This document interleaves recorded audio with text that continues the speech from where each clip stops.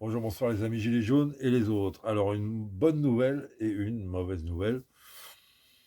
La bonne nouvelle, c'est que samedi prochain, 11 septembre, Damien Tarel, l'auteur de La Gifle, Montjoie-Saint-Denis, va être libéré de ses 4 mois de prison.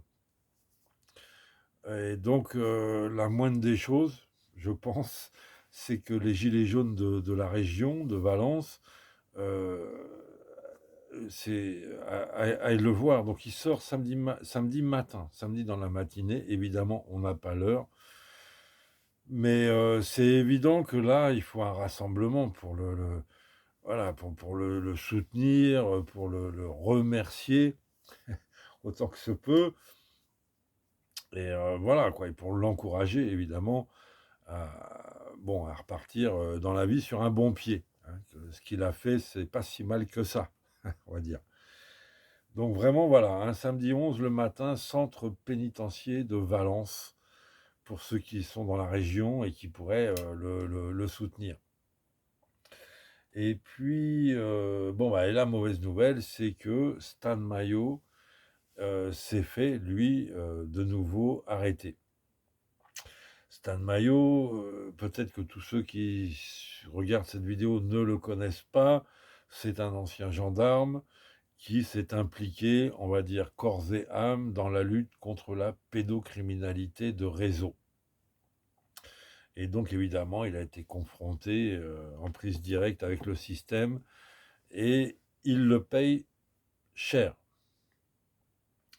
Il a fait donc de la prison au Venezuela. Je te mettrai un lien de l'interview que j'ai fait de lui quand il est sorti de sa dernière incarcération et où il raconte son périple au Venezuela.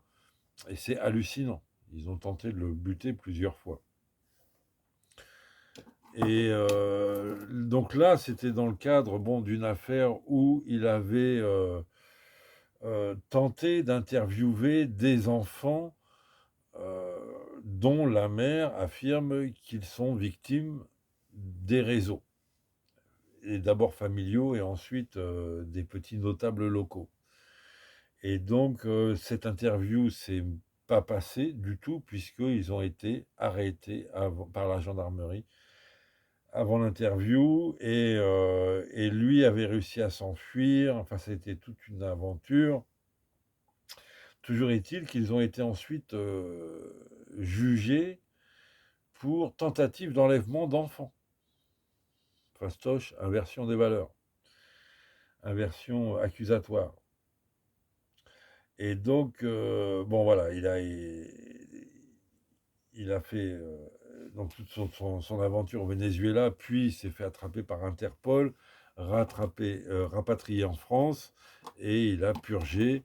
Il y a eu d'autres procès en appel. Il a fait diminuer sa peine, qui était de 5 ans au départ. Il a fait diminuer à 2 ans, et puis du fait qu'il a quand même passé 5 mois, pardon, en prison au Venezuela, ça a été déduit, etc. Et donc il a pu sortir relativement rapidement, parce que un mois de prison, c'est déjà long, hein. Et donc il est sorti, et puis là, donc, moi je lui avais conseillé de faire de la politique, hein, de motiver des rassemblements, etc. Mais chacun fait ce qu'il veut.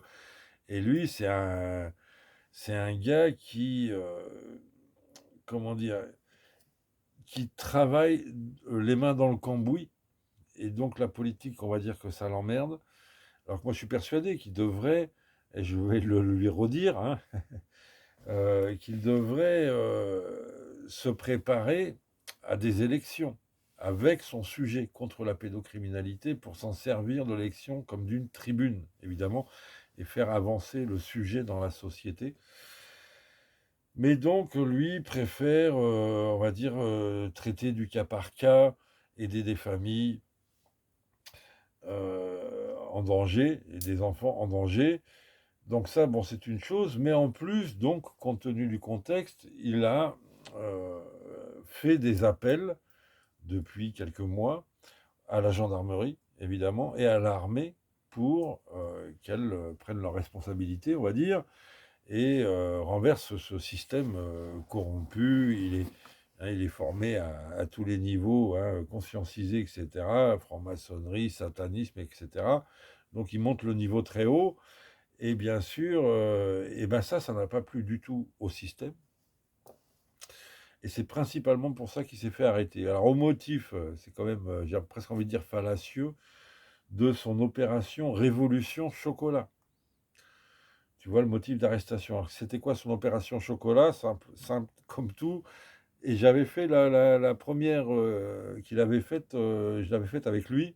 Donc je risque énormément pour avoir distribué des chocolats aux gendarmes. C'était ça l'opération Chocolat. Euh, Entrer dans les gendarmeries, entrer dans les commissariats avec des chocolats, hein, et leur faire des cadeaux, et pour les faire bugger, pour créer du dialogue et faire de l'éveil de gendarmes, on va dire. Et ça a fonctionné, hein, parce que ça a fonctionné par endroits. On a eu des retours très positifs de gendarmes qui remerciaient la personne qui était venue les voir avec des chocolats et qui leur a dit, bah écoutez, on a compris ce que vous vouliez dire, et donc on ne mettra plus d'amende aux personnes, je crois, je sais plus si c'était pendant le confinement ou par rapport au masque, mais enfin, voilà, il y avait eu des évolutions constatées par cette stratégie. Euh, bon, alors que, à la limite, que beaucoup moquaient en disant, ah bon, bah ça va, s'il veut faire la révolution avec des chocolats, on n'a pas gagné. Ouais, bah tu vois, n'empêche que le système, il n'a pas du tout apprécié la révolution chocolat. Et donc, ils l'ont arrêté pour ça, et d'une manière, encore une fois, rocambolesque. Je te mettrai le lien du témoignage de sa compagne, Jeannette, qui raconte tout ça. D'ailleurs, de fait, ils se sont fait, donc au moment de l'arrestation, prendre absolument tous leurs ordinateurs et téléphones. Ce qui fait qu'ils n'ont plus accès à l'ancienne chaîne sur laquelle ils diffusaient les vidéos de Stan. Et donc, Jeannette vient de créer une nouvelle chaîne qui s'appelle Stan Mayo. Et je te mets le lien parce qu'elle est encore difficile à trouver. Et vraiment, justement, si tu peux y aller et laisser un commentaire, mettre un pouce bleu pour simplement faire monter la chaîne au niveau des algorithmes et qu'elle soit de plus en plus visible, hein. C'est sur des mécanismes comme ça d'algorithmes qu'on fait fonctionner les choses. Donc, laisse un, deux, trois, quatre commentaires si tu as le temps.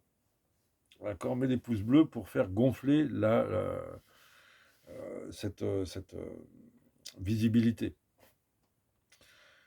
Donc, les amis, je vais mettre évidemment les coordonnées de la prison de Stan Mayo, les coordonnées du compte en banque de sa compagne, hein, parce qu'il ne faut pas envoyer de sous à Stan Mayo, parce que tu ne sais pas comment c'est géré, on va dire. Donc, on envoie à Jeannette, et Jeannette lui enverra au fur et à mesure, ou utilisera aussi pour donner un peu de sous aux avocats, qui coûtent très cher, surtout quand il s'agit de Stan Mayo. Donc, bon, voilà, que chacun fasse évidemment ce qu'il peut. Dans tous les cas, il faut lui écrire. Je t'invite donc à regarder l'interview que j'avais faite de lui à sa sortie de prison.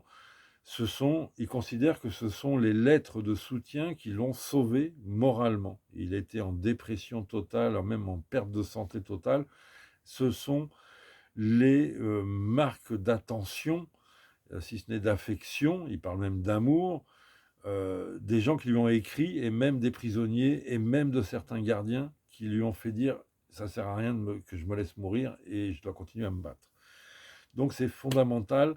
Si tu as 5 minutes, 10 minutes, écris-lui un petit mot, une petite carte postale, ça lui fera évidemment énormément plaisir. Je rappelle, donc je vais mettre l'adresse en bas, etc. Je rappelle que quand on écrit à un prisonnier, on ne fait pas de message codé, on ne fait pas de dessin qui pourrait être interprété comme des plans par l'administration, hein. Donc si tu veux que ton courrier lui arrive, il faut qu'il soit clean, ton courrier. C'est très important. Et ce qui n'empêche pas de dire des choses, hein. Mais voilà, il ne faut pas de choses camouflées, cachées, etc. Et tu rajoutes, si tu veux qu'il te réponde, tu rajoutes une enveloppe avec un timbre, avec ton nom, pour qu'il puisse te répondre, parce qu'il n'a pas de bureau de poste sous la main, donc il n'a pas forcément d'enveloppe ni de timbre. Et ça coûte cher en prison. Donc si tu veux qu'il te réponde, hein, et il te répondra, je crois qu'il a répondu, la dernière fois, il a vraiment essayé de répondre à quasiment tout le monde, et parce que ça lui permet évidemment de lui-même d'avoir une interaction avec l'extérieur. C'est très utile vraiment pour un prisonnier de recevoir du courrier. Je rappelle aussi que la dernière fois, quand il était à Saintes, il y avait vraiment eu énormément il y a eu de la présence des Gilets jaunes, bon, je crois surtout le jour de son incarcération, mais il pourrait y avoir une petite manif de Gilets jaunes le soir, etc., avec un ou deux mégaphones pour l'encourager. Hein. C'est pareil, ça marque quand tu es en prison et qu'on t'appelle de l'extérieur et qu'on t'encourage de l'extérieur. Évidemment, ça lui fera que du bien. Et puis surtout, donc, nous étions plusieurs à avoir écrit au directeur de prison pour dire des choses simples, hein, et pas violentes, hein, mais dans le genre, attention, on est là, on surveille. Hein, Stade Maillot n'est pas tout seul. Hein, et ce que vous faites, c'est mal, parce que c'est de l'arnaque. Tu peux dérouler sur les affaires, sur le contenu des affaires, de la situation, si tu veux. Mais en gros, il faut mettre aussi la pression sur le directeur positive. Hein, pression populaire positive, on est là. On est là. Attention, prisonnier Stade Maillot. Et c'est très important aussi. Hein. Mais pareil, avec politesse, etc., il n'y a pas besoin d'insulter des gens que tu ne connais pas. Hein. C'est simplement là, il faut s'adresser à une fonction et bien expliquer à cette fonction qu'il a intérêt à bien faire son travail, qui doit être nos yeux protecteurs sur Stan Mayo, hein, et non pas l'inverse. Hein. On ne doit pas avoir à se méfier du directeur, normalement. Voilà les amis, bon ben je vais m'arrêter là. Je vais te passer tous les liens en dessous.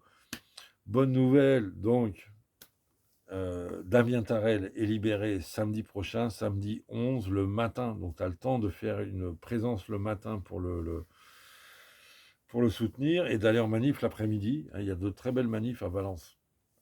Très belles dans le nombre, hein. Encore une fois, qui est pas à Valence, c'est pas une ville habituée aux manifestations.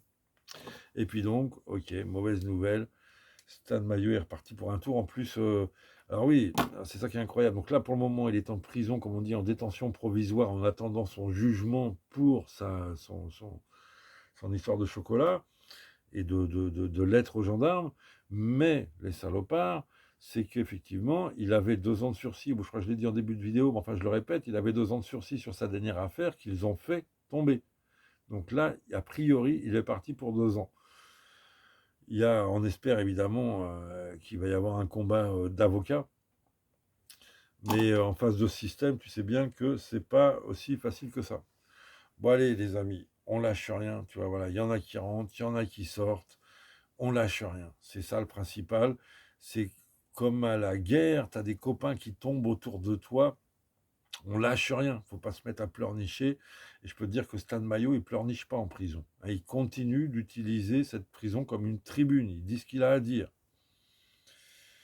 Tu as justement sur la chaîne là, de Stan Mayo des personnes qui ont reçu des lettres de Stan, hein, voilà, qui ont commencé à lui écrire et donc il répond et ils lisent ses réponses.